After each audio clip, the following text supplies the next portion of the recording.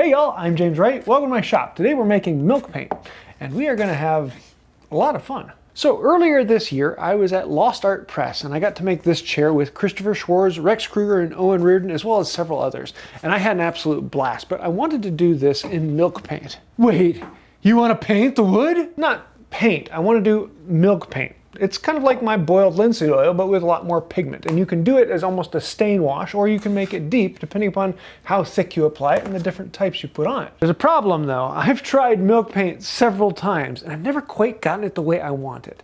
Every time it just either is not the right consistency, or it doesn't apply well, or it doesn't stay well, and I've just run into issues. But when I was at Lost Art Press, the book from Nick Cole just came out, and it's a book on making fresh milk paint. The nice thing is this is a really simple one. It's only like 60 some pages, and it has all the information you need just on milk paint.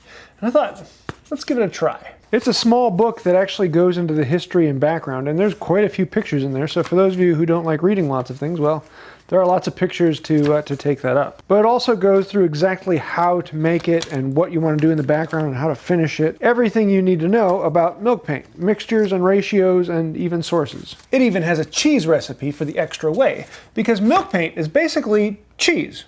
Really, it's basically cheese. You're creating a cheese, putting pigment on it, and smearing it on the wood.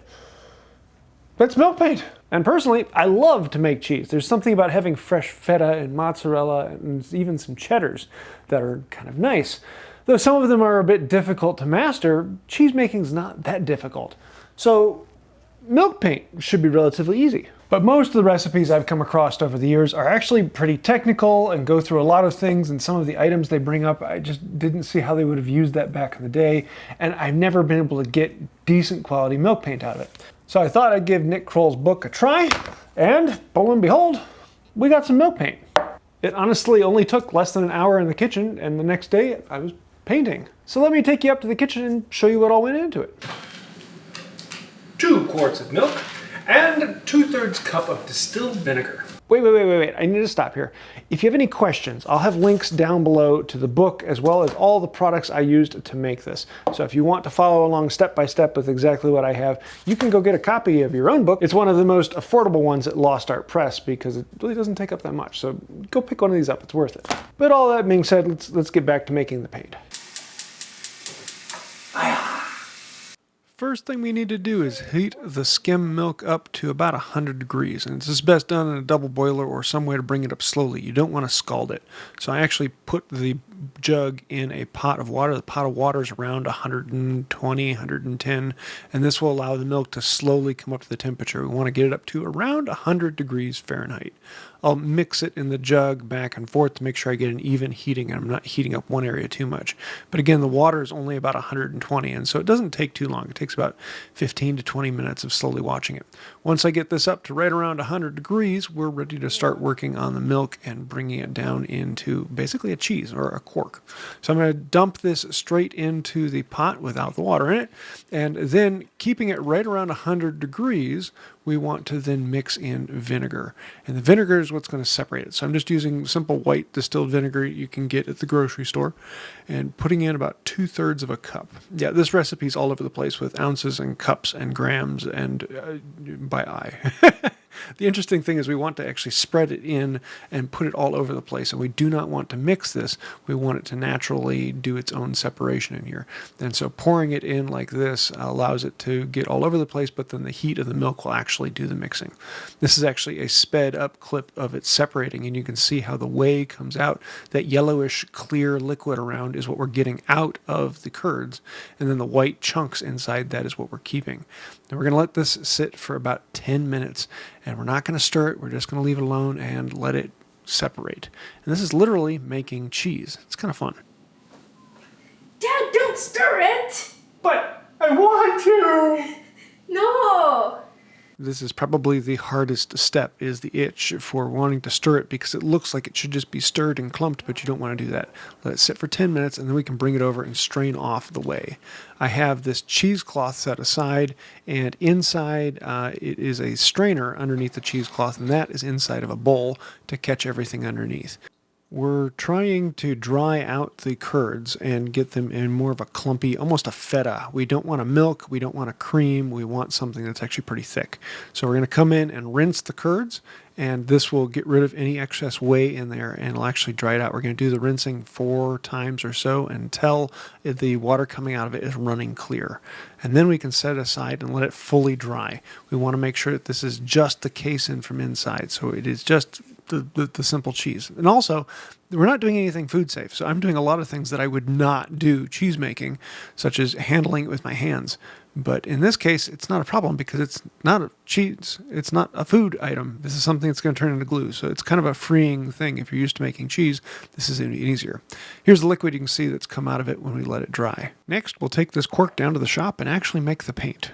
So we're going to start off with about 3 tablespoons of water. I can add more if I need it. And then we need about 8 ounces of the cork we just made. 1.3, 3, there's about 8 ounces right there. Can add about an ounce of lime. So that's going to be somewhere around 4 tablespoons or so. And now we seal it up and give it a mix. Yeah, let's see what we get.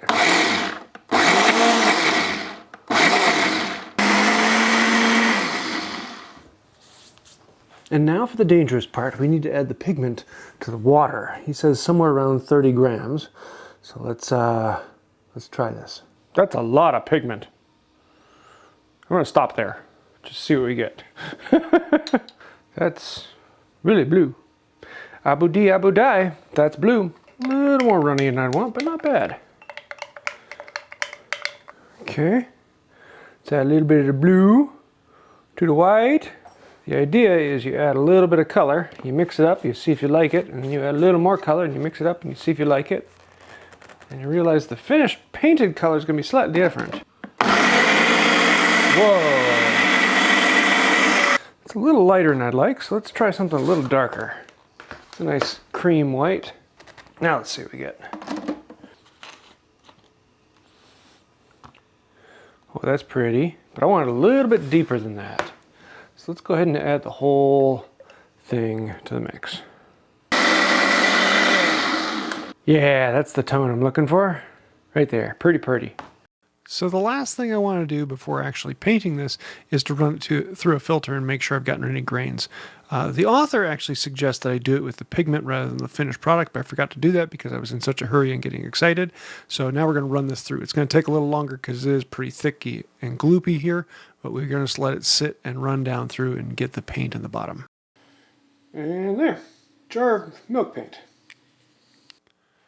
So for the actual painting, I'm going to be using a natural brush on here. And after doing with this, I should have thinned it down a little bit more. This is a little thicker than it should be. See how it's building up on top of it. It forces me to smear it in a little bit more. I'm not going to get that staining effect with this.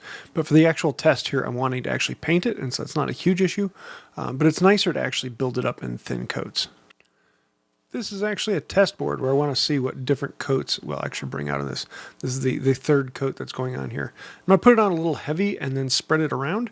And I find that works out pretty well when doing it like this. If I'm doing it with a thinner, then it's going to be a little bit more of a smooth clean on. But in this case, because I mixed up a bit too thick, we're just going to use it as a smear coat. And I like the way it came out in this because I'm looking for more of that painted effect on here. But if I want to do a little more staining, I'm going to want it much thinner than this. I did not see much difference between coat 3 and 4, and that's kind of because it's really thick right now. Normally I'm going to thin it down a good bit more so I can see more of the grain coming through. So when I do the final test on this, I'm going to thin it down a good bit more, and that's just adding a little more water to it. And then we can paint it on a little thinner and then get the more of the grain to pop through it. Normally I'm going for about 4 coats with it really thin, but thick like this I'd probably stop at 3 coats. To seal it in afterwards, I like to use paste wax. And yes, this is homemade as well. I have a whole video on how to make paste wax if you want to see that. But I do actually sell it on my website if you don't want to make it yourself. But you basically coat it on with a good layer of paste wax, let it set for a while, and then come back and polish it off. It gives a nice sheen to the surface and smooths out the surface. And I really love the feel of that paste wax on there. makes it feel more like regular wood rather than something that has a film finish on it, even though this is technically a film finish. So put it on, let it sit there, and then come back and polish it off. So here's the test board, and there's actually a pretty nice sheen on it. I was very pleased with how it came out. I even did a little bit of scratch testing down here to see how well it could wear. And here you can see 1 coat, 2 coats, 3 coats, and 4 coats. There isn't a huge difference between 3 and 4 coats depending upon what you want. And you can get it to be more like a stain or actually more like a paint depending upon what you want to put on it. Personally, I like about 3 coats for what I had, though I might put it on a little bit thinner next time and do 4 coats instead. I am in love with the rich, vibrant blue I got out of this. That is a really hard one to get, and I've never been able to find it before. This, I am absolutely in love with. So after this first test and experimenting with it, I'm going to be playing with this a lot more. I'm going to do a few other colors and get some other swatches and see how they go. The one downside to milk paint is it's one of those things you've got to make it and use it, because it's not going to last that much. It's going to last just about as long as milk would in your refrigerator. So you can keep it for a few days, but don't expect it to last for much more than a week. The nice thing about that means if you do it a few times, you're going to get relatively good at it. And so I'm looking forward to doing it a few more times. Once I've gotten a little bit more experience, we're going to be painting the Irish chair that we made at Lost Art Press. And I'm really looking forward to seeing how the grain texture on this comes through the paint. And I'm going to have a lot of fun finishing this chair. So if you'd like to see that, I'll have a video coming up with the final on this. I actually did a video in the shop at Lost Art Press making this with everyone else. Had a lot of fun there. So if you want to see that, I'll leave links to that down below. And as I said before, all of the links to both the book and the items that I used and anything else I talked about are down in the description. So I'm looking forward to playing with this in the future and wanting to try a few other colors, which I am absolutely flabbergasted with how this one came out. Looking forward to trying others. And on top of all that, I want to say a huge thank you to all the patrons on Patreon. I know I say it every week, but thank you. Without you guys, we would not exist. Patrons running over here on the side, they're the reason that this happens. Without patrons, we would not exist. You are the ones that allow me to keep making this channel. I do not take on sponsorships. Nick Kroll and Lost Art Press didn't pay me anything. As a matter of fact, I bought this book with my own money. I bought everything else in here, and that's because of patrons. Without patrons, I would not be able to do this. So thank you. If you want to find out more, links down below. I think that'll do it for now. Until next time, have a wonderful day. Whew, that was a long video. I think I milked that for all it was worth. Well, color me impressed. I'm blue, da ba dee da boo die.